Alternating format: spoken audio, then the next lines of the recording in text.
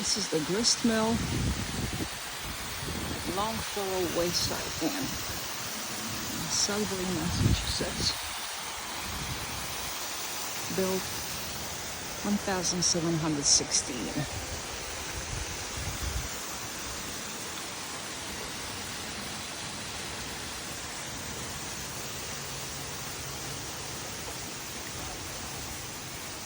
A little bit of history about the wheel.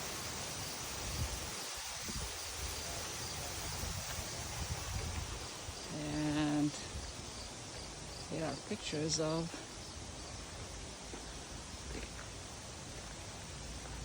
millstones. I believe these are grinding stones. I'm gonna go up the steps and see what's in the back.